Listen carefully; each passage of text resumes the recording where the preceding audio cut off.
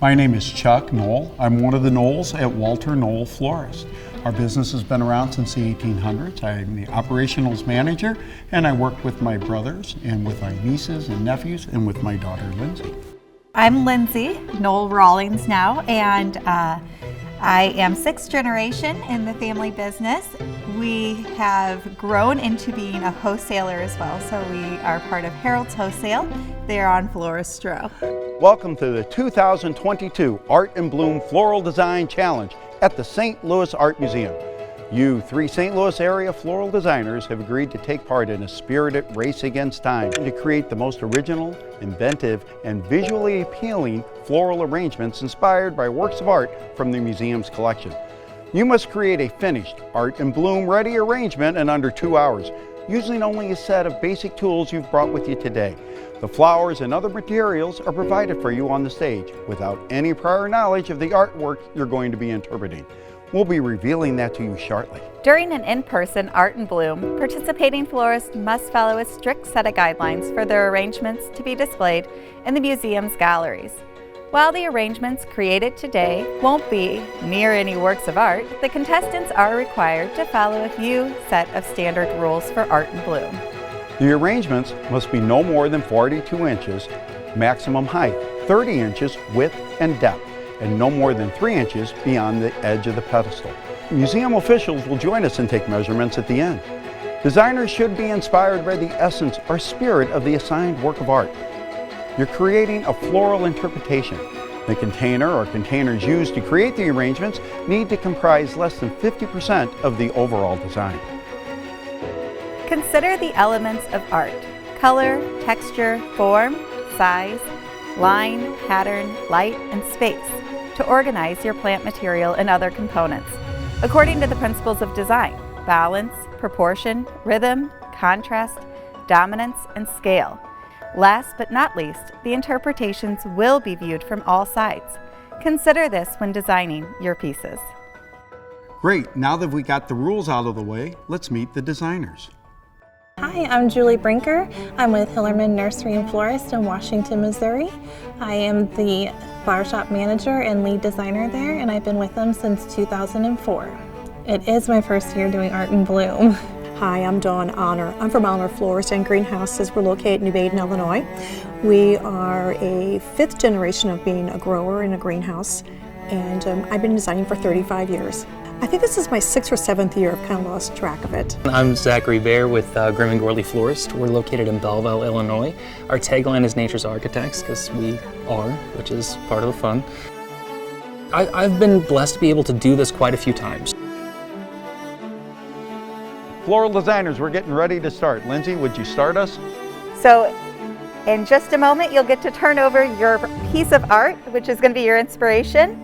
In 3, 2, 1, go! The subway, painted in 1919 by an American artist, Walter Pock, depicts a crowded elevated train arriving at the 8th Street station in New York City.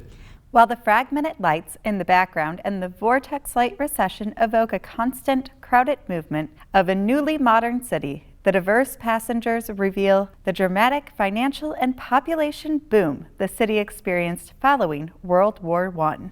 Young single women were entering the workforce and becoming much more visible publicly. 2 of them stand between a seated Jewish man and a businessman reading his paper, while a black soldier stands on the opposite side. Okay. It's the same nervous butterfly that you have in your stomach the whole time you're doing it. It's the anticipation, like this morning driving over here thinking, what will the piece be? Was it contemporary? Is it going to be a landscape? Turning that paper over was relieving. Once I flipped it over, I was kind of like, okay, and then it was like, wrap your head around, like, what are we gonna do?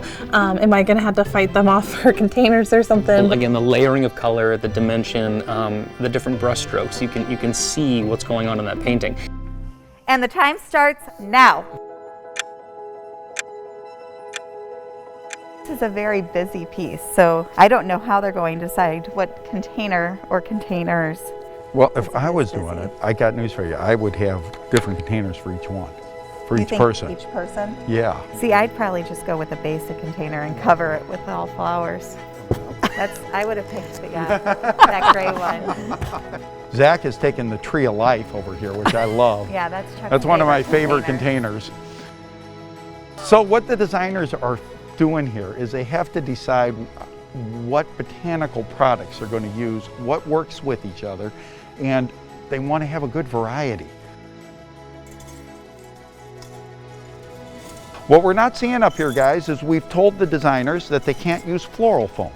Floral foam is a foam-based product that you can stick the flowers into. It's a sponge that holds the water farm. The reason we're not using it is because it's not very biodegradable, and we want it to be very conscious of that at our Art in Bloom this year. Well, we've got our first thing in a container. So curly willow is grown naturally around St. Louis. It is sourced locally many times. We grow it behind our greenhouses, and that's where this came from. Yep, this is just from your weeping willow trees. This is from your weeping willow tree. You just peel all those green buds off, You peel them and off. they'll re-root in the vases if Yep, you leave them yep. long enough. Over here we're using acacia. Acacia is a really wonderful design element. The problem with acacia is it's not available much of the year. There's about a month and a half that it is bountiful, inexpensive, and great to use, and that's where I write in it. If you're from St. Louis, you know this blue flower she's picked up here because you've cut your foot on it out in the yard. But when you buy it from a florist, we call it eurangium. If it's in your yard and you're paying somebody to get rid of it, you call it thistle. So I was expecting something really big and bold. Wasn't sure if it was going to be a portrait or abstract, or honestly if it could have been a statue or something, so I didn't really know what to expect. So what piece are you looking at in the artwork right here? I'm trying to interpret him. I'm going to do Okay. like, I think Chuck was Pick a saying couple it like of as people. Yeah, as I that's was how I like would've done thinking it, he was saying it. So the yellow flower that he's using there, commonly in Missouri, we call these billy balls. Gracidia is with a C is what that really is. And those are really fun. That little pop of color will fill a huge area of the arrangement, even though it is just a little bitty point of color. I grew up in the industry. My dad owned the store. We own it together now. He doesn't like me to say that out loud, but I do own it with him. I mean, you start your day with an order for a hospital, which is an incredible opportunity again to have. And then you end your day at a fashion show you didn't know you were going to, so you learn to pivot. What these guys are doing is they're sculpting, and I think people lose that in the flower design. If you were painting a picture, you would contemplate every aspect of that picture and decide it. They don't get that luxury here. They have to take what is provided to them, what is grown botanically, and create a three-dimensional sculpture that's going to look good from all directions, no matter what the gift is. Hey guys, designers, we're 1 hour out. We're halfway through our design time. So she's grabbed some white roses here. I think that those These are the garden roses. These are garden roses. So garden roses are different than hybrid roses. A hybrid rose means that it started its life in a petri dish and was a clone. So this rose started in a petri dish. The rose she's using is just like a puppy dog. It started with a mommy and a daddy, and it made the rose. Those roses have fragrance because they had to attract something to pollinate them. And if you notice, they're a lot thornier too. Right, they're a lot thornier because they've had to keep predators off. The hybrid roses, on the other hand, every time they have another generation, they lose a little bit of their genetic code, and the scent is one of the first things that leave. And Dawn's opening them up too. If you see, she's grooming the flower to be what she wants. Not all of them were beautiful and open as she got them, so. I don't know. You know, some designers are, less is more. I don't believe in that. I mean, that's gonna get in there when I say it's done. So with 57 minutes left, it'll be to the minute when I stare at it long enough and reconfigure the entire thing. So yeah, I mean, nowhere near done maybe? Almost done? I don't know. But that's kind of the most incredible thing about this. No one can tell you no. You know what I mean? You're looking at this intense, layered piece of art, and it's imperative that you watch the layers of colors and you see the brush strokes and where those colors fall and what dimensions they make, and then that is where your eye goes, and that's how the piece becomes created. She's using a fern right here that we call sword fern. It's Boston fern. It's in that same family, of course. These are from the Hoh National Rainforest in Seattle. That's where we get these.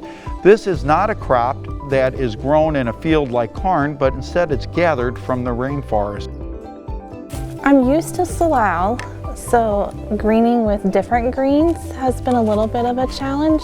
I green and use these also, but that's also like one of my favorites. But that's about it. Like otherwise I'm pretty pleased with everything that I have to work with. So I did several different pieces to show the different people that are riding on the subway. So first it hit me that you have the Jewish man sitting here. I interpret like the two ladies kind of together, and then your soldier and the man that's kind of reading the newspaper. So it looks like you put your glasses down. I did. Done is done is what I say in the shop. This is something that would be hard to sell retail if you had to account for the product. Oh my goodness, you couldn't imagine what the dollar amount would be and things like that into it. So this is a fantasy for us. It is. To be able to do a big scale piece with unlimited supplies is really, it's a luxury. It's nice to be able to use your skill on a different level, to make you think outside the box. Like the anticipation of us waiting to turn that piece of paper over was just about ready to kill me. If you guys want to start taking your pieces to the pedestals, now is a good time.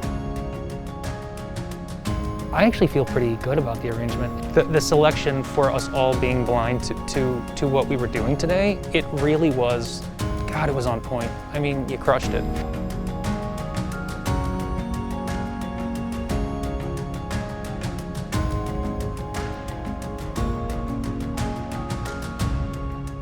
This is the real countdown, guys. 10, 9, 8, 7, 6, 5, 4, 4, 3, 2, 1. 1. Step away from your bouquets.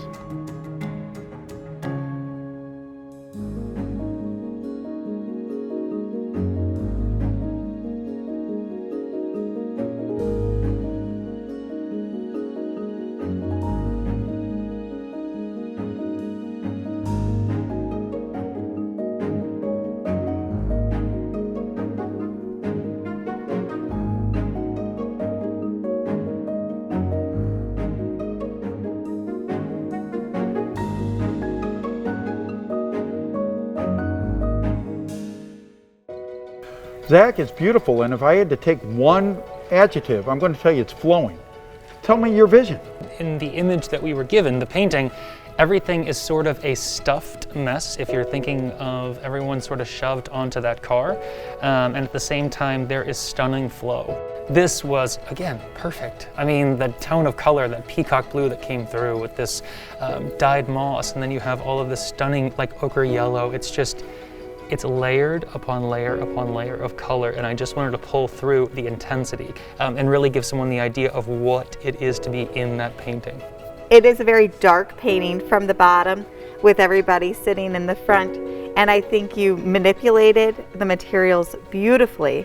The way that these people in this painting are positioned, it literally is like a mosaic or like a stained glass window. So being able to see the color through the lines, I think, was another incredible aspect, again, with the right product. So Dawn, if I was picking an adjective for yours, it's bold. You went with some bold white right in the middle. I mean, this is definitely, in my opinion, the focal point, and it fills out from there.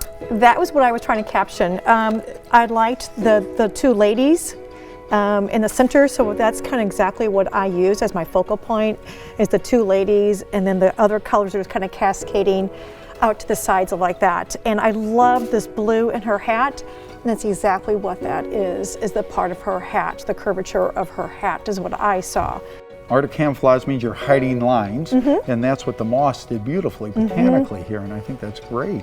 With the wool suits and the gentlemen's jackets, that's kind of, I thought, the texture and things like that. So that's kind of what I was trying to portray, is their wool suits into there. Well, it's beautiful. Thank you. It is absolutely beautiful. Thank you. You know, I'm having a hard time with an adjective for yours, and I have a couple, and I I want it to be super complimentary, and I don't, but it's crowded. It is busy. Earlier, Zach used the word mosaic, and that's to me what this is. This is just how busy a scene that is. Yeah, so that was kind of what I took from it. It has, you know, different vases and containers for each one, and I was just going for the hustle and bustle that was seen in that picture. I believe he was reading the book. I have the businessman here.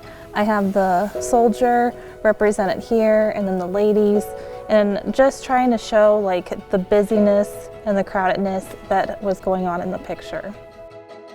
This is definitely a piece that you can look at for hours and not see the same thing twice.